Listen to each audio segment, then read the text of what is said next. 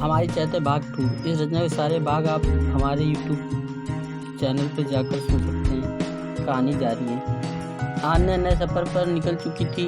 2 दिन बाद वो सुबह होते होते शाहगंज के बस स्टॉप पर पहुंची, जहां से उस गांव के लिए 5 घंटे का रास्ता था। आन्या ने देखा कि चारों तरफ वहाँ जंगल जंगल था। एक पल के लिए वो घबरा सी गई, पर तभी उसे एक जीप आती दिखी जो जंगल की ओर से ही आ रही थी। वो जीप में कोई 2 आदमी थे। अन्या को बहुत अजीब लगा कि इस इलाके में जीप कैसे आ सकती। वो अभी ख्यालों में थी कि जीप उसके सामने आ रुकी। अचानक से लगे ब्रेक के कारण उस कच्ची सड़क पर धूल का अंबार उड़ बढ़ा। इस वजह से अन्या ने आंखें बंद कर ली। फिर उसे कांपती आवाज़ में सुनाई दिया, क्या तुम अन्या बेटी हो? जब उसने धीरे धीरे आंखें खोली तो पहली नज़र जीप चला रहे इंसान पर गई। एक लंबा चौड़ा सा कोई 25-26 साल का नवयुवक था। वो भी अन्या को हैरान नज़रों से देख रहा था। शायद उसे अन्या की खूबसूरती पर यकीन नहीं हो रहा था। अन्या की आंखें खुलती ही वहाँ टकरा गई। वो हैरान सी हो गई। इतना हैंडसम बंदा इस गाँव से हो यही देव ठाकुर है, और पहनावा भी मॉडर्न ही था। इतने में उस बुजुर्ग ने अपना सवाल दोहराया। तब अन्या अपने वास्तविक दुनिया में आई और लड़खड़ाते हुए आवाज़ में जब उसने हाँ कहा तो उस बुजुर्ग ने जीप से उतर कर उसे गले लगा लिया, और उस नवयुवक के चेहरे पर भी मुस्कान तैर गई। तब उस बुजुर्ग ने अपना परिचय दिया कि वो उसका दादा है, और ये जमींदार साहब के लड़के अंश साहब हैं। पूरे गांव में बस इन्हीं की जीप है। तुम्हारे आने की खुशी में जमींदार से उधार मांगने पर ये जीप लाया हूँ।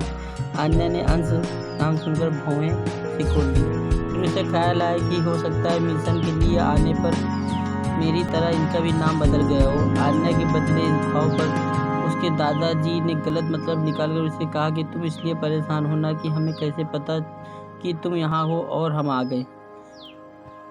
अरे अन्या बेटा, यहाँ की बस पकड़ने वाले की हर बात अंश साहब को मिल जाती है। तुम्हारा पता भी हमें मिल गया था। तुम्हें तो पता ही है बिना पहचान। जब अन्या ने अंश की तरफ नज़र उठाई तो वो हड़बड़ा गया, जैसे उसकी चोरी पकड़ी गई हो। अन्या कुछ और समझे इससे पहले ही जीप रुक गई। वो लोग एक ऊंचे टीले पर थे जहाँ से पूरा गांव दिख रहा था। अन्या जीप से उतर गई।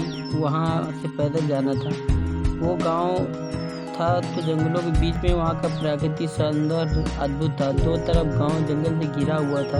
एक तरफ नदियों का कलकल तो दूसरी ओर लहलहाते हुए खेत थे। बीच में गांव इस तरह बसा हुआ था कि हर एक घर के सामने लंबा चौड़ा आंगन था, और सारे घर पंक्तियों से बने थे, ठीक जैसे शहरों में कॉलोनियाँ बसी हुई हैं। बस बीच में गली नहीं, मैदान था। सारे घरों में छत थे। घर ही नहीं लग ही नहीं रहा था कि यह विकास से अछूता था। अन्या अंश और अपने दादाजी के साथ नीचे की तरफ जैसे जैसे आ रही थी, वो वहाँ के सौंदर्य में खोती जा रही थी। गांव में प्रवेश करते हुए उसे एक बड़ी हवेली दिखाई दी। वो गांव के सरपंच के घर था और अंश ठाकुर के पिता का। अंश अपने हवेली चला गया और अन्या अपने दादाजी के साथ गाँव में चल पड़ी। रास्ते में सारी औरतें अन्या को ही घूर रही थी, और अन्या उन्हें लगा सारी औरतें और लड़कियां चोली घाघरे में थी। कोई घर के बाहर अचार बना रहा था, तो कोई गेहूँ धो रहा था। कुछ बच्चे खेल रहे थे तो कुछ लड़कियां पेड़ों पर झूले झूल रही थी। अन्या अपने दादाजी के घर पहुंची। उनका घर 2 हिस्सों में महज एक कच्ची दीवार से बांटा गया था। उसके दादाजी एक हिस्से में खुले दरवाजे से अंदर ले गए। अंदर आंगन बहुत बड़ा था। वही खाट पर अन्या की दादी सोई थी। जब दादाजी ने जगाया तो वो चौंक कर उठे और उठते पूछा कि अन्या कहाँ है?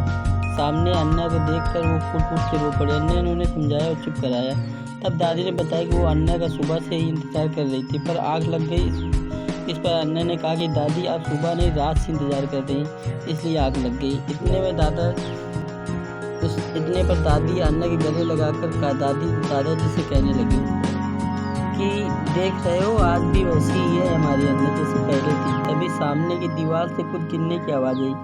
जब अन्या वहाँ दौड़ कर गई तो एक औरत ऊंचे तख्ते से नीचे गिरी थी। तब दादी जी ने कहा कि अन्या, जो लोग दूसरों घर ताकी करते हैं उनके साथ यही होता है। अन्या समझ गई है उसकी भाभी है। अन्या ने मुस्कुराते हुए उन्हें प्रणाम भाभी कहा तो दादी अन्या को खींचकर अंदर लेते आई और बोली कि उस दीवार से दूर रहना, वहाँ पाप का निवास है। अन्या समझ गई दुनिया की हर जगह ये ताम झाम होता ही है, चाहे वो ऐसा गाँव ही क्यों ना हो। अन्या के दादाजी ने तब अन्या से कहा कि वो हाथ मुँह धुलकर खाना खा के आराम कर लें। दादी से बातें करते हुए और गांव के बारे में जानकारी लेते हुए शाम हो गई। अन्ना ने दादी की मदद करके खाना तैयार करवा दिया। जब सब लोग खा चुके तब अन्ना को उसकी दादी ने बताया कि यहाँ शौचालय तो है, पर बाकी पानी काम नदी पर ही करते हैं। अन्ना चौंक गई। क्या नहाना भी? हाँ, दादी ने लापरवाही से बताया। अगर कोई आ जाता होगा तो? अन्ना ने फिर कहा पूछा।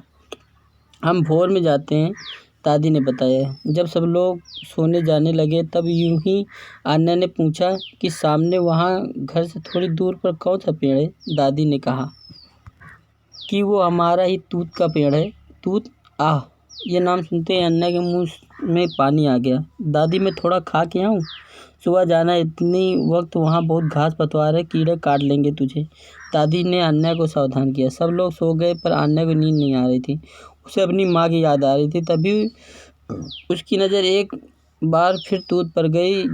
अब उसके मुंह में पानी भर गया। वो चोरी से बाहर निकल गई तूत खाने। चूँकि सब लोग सो गए थे और गांव भी सुनसान हो गया था, तो चिंता की बात नहीं थी। अन्ना ने पिंक सूट पहना हुआ था और बाल खुले हुए थे, जो उसके कमर के नीचे लहर रहे थे। इस वक्त चांदनी रात में अन्ना की दादी अन्ना के पास आई तो दादी बहुत गुस्से में थी और अन्ना जंगल की तरफ ही देख रही थी। दादी ने जब उसे झकझोरा और हाथ में तूत देखा तो पूछी, ये तुमने तोड़ा है? अन्ना ने बच्चों की तरह हाँ में सिर हिलाया।